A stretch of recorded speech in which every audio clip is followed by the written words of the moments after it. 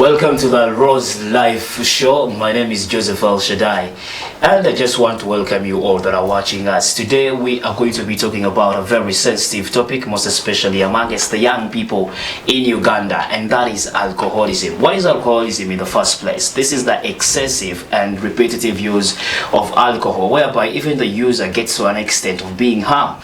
You understand? So basically, those are some of the things we are going to be looking at. Is alcohol necessary, or to what extent should we actually say that it is causing a harm to various people around the community? Recently, the World Health Organization came out and said in a report that over 2 billion people use alcohol worldwide, and in a survey that was carried out in Uganda on about 3,000 people, of course about 26.7 people were actually using alcoholism, most especially on a low level, middle level, and a high level consumption of alcohol. But today we want to really understand how alcoholism is an effect, most especially to young people in an era whereby each and every single day we love to kusimbula, twagala kusimbula. Do we kusimbula because of peer pressure? What are some of the causes of your excessive use of alcohol? This and more is what we are going to be talking about on this particular live show as well. And joining me on this conversation, I have Mr. Andrew and Isaac. They are going to be telling us that, you know, their experience with alcohol and maybe dealing with it in a very critical manner that helps each and every single person. How are you doing, Andrew? Maybe for the first time, are you an alcoholic abuser, or you just use alcohol to just enjoy it in the first place? For lack of a better word, I will say I'm a retired user. So we have the right person to tell us the experience with alcohol. You're retired. I'm retired. Should we bring a Bible or Jukwate? But I am retired. Okay, Yes. let's go with retired. Isaac. Yep. Omwenge, do you love using it, or do you use alcohol? Have you ever used alcohol? Do you still use it? As he said, I'm retired as well. Or I'm an expired. No, I'm expired from using alcohol. Yes, I don't use it anymore. However, I've been using it. I used it for some good time, not until I decided to quit. Why did you decide to quit? First of all, the very last time I used it, actually, it was the very last time I decided. I'm like, this time around, chimala, because you know, I spoke a lot. Nekola ko lugambo. You speak words that are not necessary. I told people who used to believe in me, people who saw a different person, who didn't know the real Isaac. I told them all my secrets. Because you had taken a lot of alcohol. Yes, because I had taken a lot. You know, I told them the girls I've been with, I told them what I always do. Because, you know, I'm an interpreter in church. So they always see, they always used to see this a spiritual Isaac. So, after taking a few bottles, I got hyped. I started telling them everything. Before we get there, Andrew, I really want to understand, before you started taking alcohol, what are some of the things that pushed you to actually get into the habit of using alcohol? The funniest story about me is the beginning point was in school.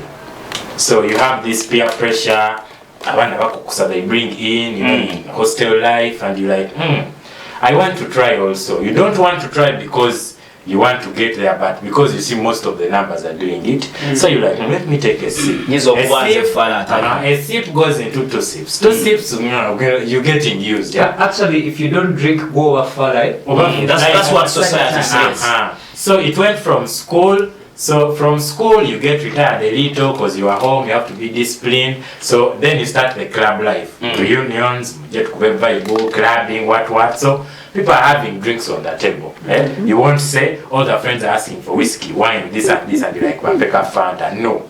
Of course, you also want to fit in society. Exactly. So you're like, let me take half a glass to just pretend. Half a glass, vibe goes up, you're taking plenty of and when you take a glass, that's when you realize I need more. That's when your body feels like But one glass is not There is enough. that need. But can someone have self-discipline of regulating the amount of alcohol they take? At times, I think that's another discipline, because there are people who take like, and you're like, when I take 2, it's enough. But then there's some of us, actually, at times it depends on the money you carry. Thank you. The wallet. After taking your A friend, Isaac may say, bakuwe. Exactly. In your head, you won't say stop. Actually, You just say bring. Actually, if I can say it in Uganda, there is a saying for these people who drink. Omwengo mugulire mubi. Because you don't just have control. because Yes. the money is not yours, you don't feel so much attached. I really want to find out maybe some of we've talked about where it all starts from. Andra said it starts from school, peer pressure, and all that. Besides peer pressure, what are some of the other causes of alcoholism, most especially within the young people in Uganda here, Isaac? You know, at times we're seeking for refuge. We're looking for where we can, like, who can we talk to? We're not finding those people. So you decide to talk to alcohol? You decide to It's like a comfort zone. get a friend, you know, because I know at least I'll be dead for some time, you know, and then I'll talk, and I'm not normal, I'm not in my senses. At least I'll forget my problems for some hours, then wake up in the morning, actually knowing that I've really messed up everything, because I've tried getting comfort from a wrong place. You get? So that's why at times we buy alcohol, we do drugs, because you want to feel okay. You fail to get a friend to share with a problem. Andrew, when someone takes a bottle or 2 or 3 bottles, 5 bottles, what comes into their mind? Do we say they are not conscious? They get into an unconscious state whereby they feel like everything, or they are in a very different world. Probably, maybe he has talked about forgetting problems. Is it the same case? Are those the benefits of taking alcohol? Well, the funny thing about alcohol is when you take the first bottle, you're still sober. You're still having this negative and positive side. You're like, should I continue? Should I not? So if you have a problem behind that's forcing you, probably peer pressure, or you have a personal problem, heartfelt soul, whatever. So you're going to take the second one. When the second one hits the brain, there you're no longer you. You have that height that you have it, that you no longer feel the problem, you no longer feel the sorrowness. So you're like, why should I not continue using this to reduce the sorrowness? You shout a little bit and you're like, that's why this time we have even this thing of boy na hangover kumacha. Add more bottles. Is you it understand? true? Is it? Maybe I will definitely find out. We need to that notion is not notion true. But very many young people these days, basimbula, bagala vibe. You know, most of them, we've been into the lockdown and bars have been locked. Should we say that there has been a reduction in alcohol consumption, most especially among young people? Not really. Actually, people have been boozing. Even at home, actually it has gone high, because when you're home, you're with your family, there are a lot of problems. Maybe you get misunderstandings with your wife. People don't have what to do. Some have actually learned using it in this lockdown.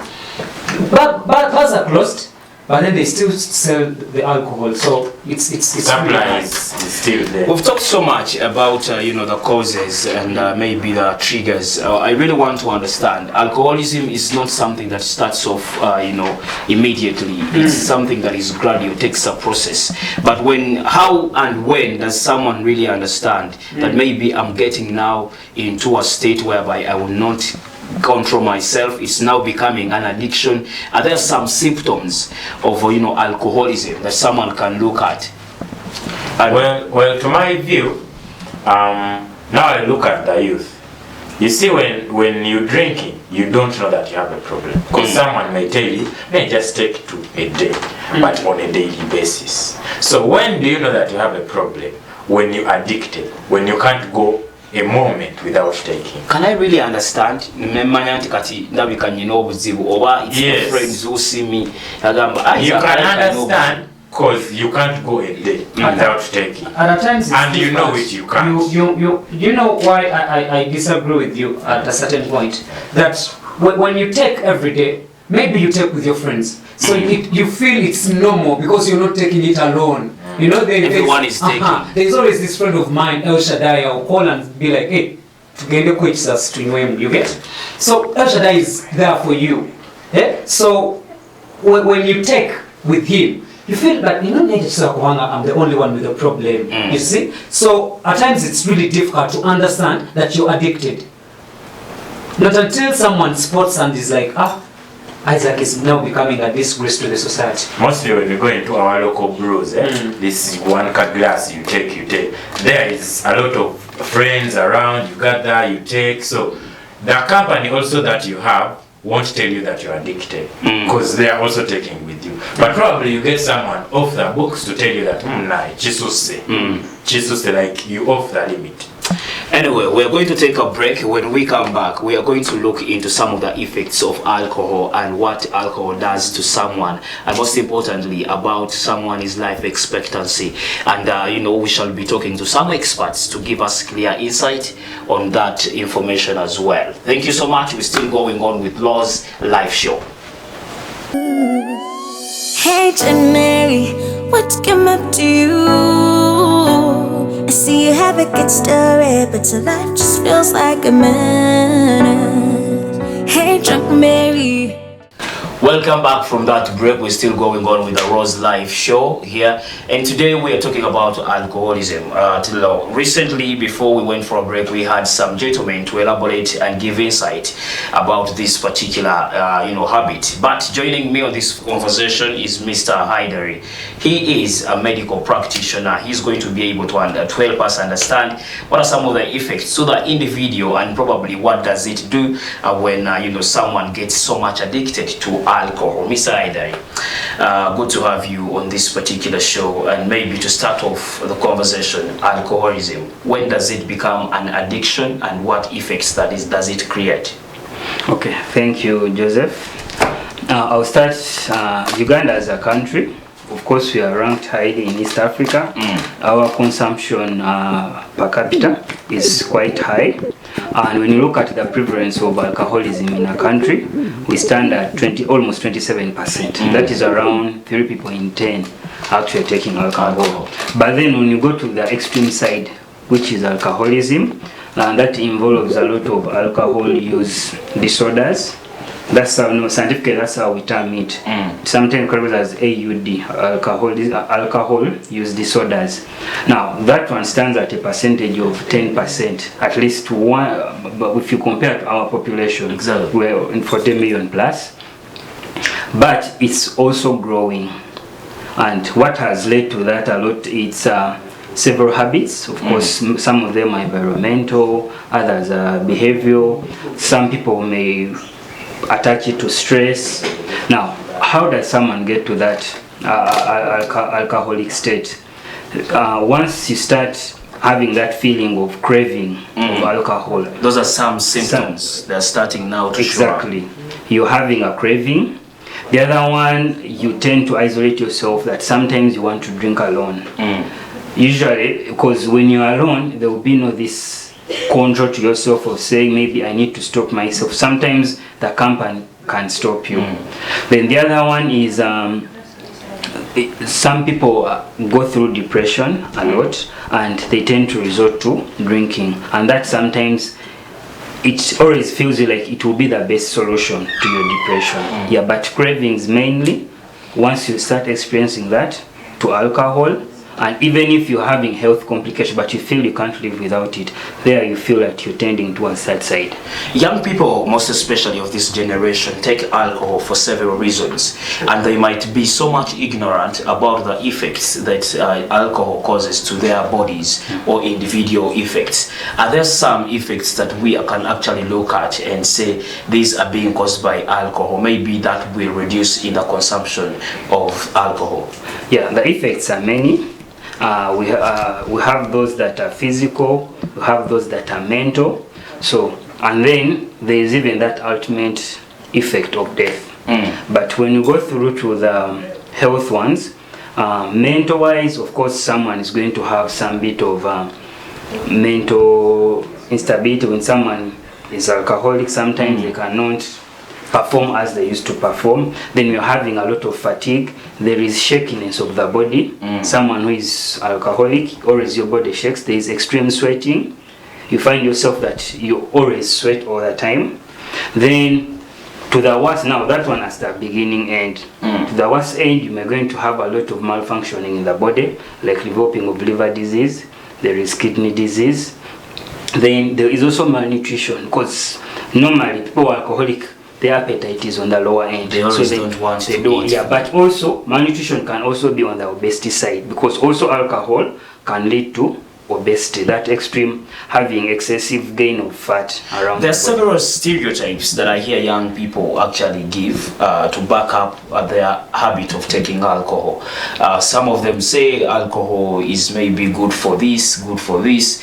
Can we be able to demystify some of those, probably to give clarity that those are just myths? Yeah, it's true. Alcohol, we call it, health-wise, we call it an empty calorie. The body will only benefit from maybe the water component that is in it and energy. But the energy contained in alcohol, the body does not use it as a first resort to create energy for yourself, because you're also eating other foods. It uses the carbohydrates first. Alcohol mainly has ethanol. So generally, the body does not really use it. Rely on it. Yeah, but at the same time, it has to get rid of all the toxins you put into the body. So there are actually more negative effects of taking alcohol to your body than the benefit. Because the benefit of energy, I assume you're also eating. So the body will not take in resort to eat to get energy, but it will use your energy first of all to get rid of it. That's why you find some people are losing weight, because they're not actually putting in this food, but the body is trying to get rid of it. Then you're overworking your kidneys, because all we eat, whatever the body can't use and it can't store it, it is lost through our kidneys, mainly if it is in liquid form. Does that have an effect on the life expectancy of a human being? Majority of the young people die at a very young age, 25 years, 26 years, someone dies at 15 or 18 years. Should we attribute that to the, to the excess use of alcohol? Of course, yeah, it has an effect on our life expectancy. If you look at it generally, people who are alcoholic, their life expectancy for men is rated between 47 to 53 years, and then for female from 52. But anyone who is alcoholic, you're losing generally, based on compared to the general population, you lose around 24 to 28 years. So if you started being an alcoholic at this stage, well, it means you're going to lose around 28 years. So in simple terms, if you it are to quickens live, your death. You actually get premature death from being an alcoholic.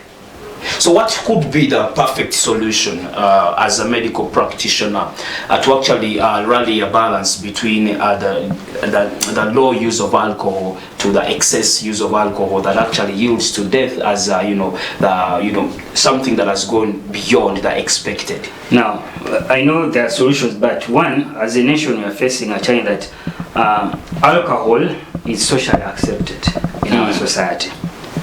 We don't have laws that say drinking is, but we have just the legal framework that restricts on age. So now, because it is socially accepted among adults, people tend to pay less attention to the adverse effects of taking alcohol.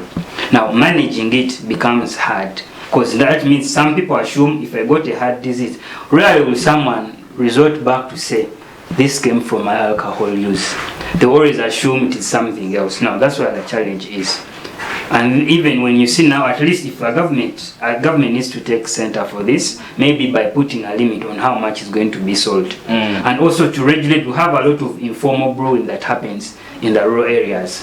Recently, I think here in Uganda, we cannot quantify or count how many companies produce alcoholic-based, beverages and these drinks. Probably could that be the sole reason as to why we are seeing excessive consumption?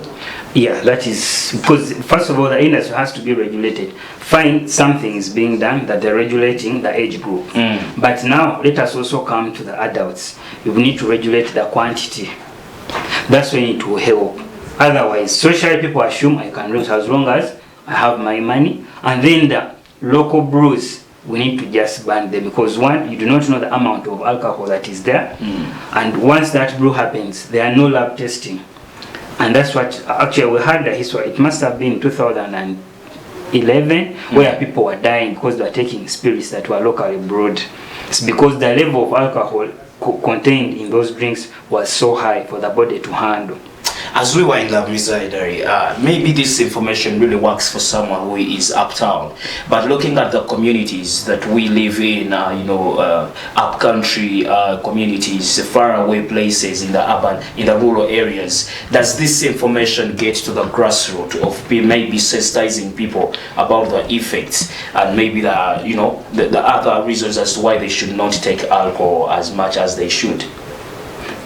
I would say partly it gets there, but the fact that there's that bit of social acceptance that we believe most functions to happen, there should be alcohol. And no one comes in to regulate and say this is it. Now that's why we have a challenge that we need to first of all address the social barriers.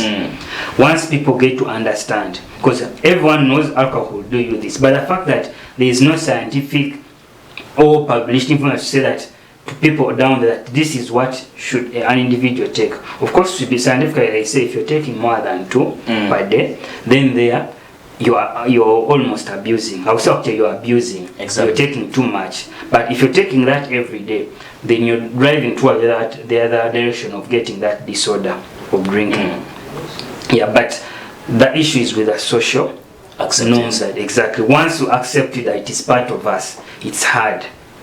Schools have tried, but some children are introduced to alcohol as early as 4 years in rural areas. If the mother is making a living from that, this child will assume that this is a way to live.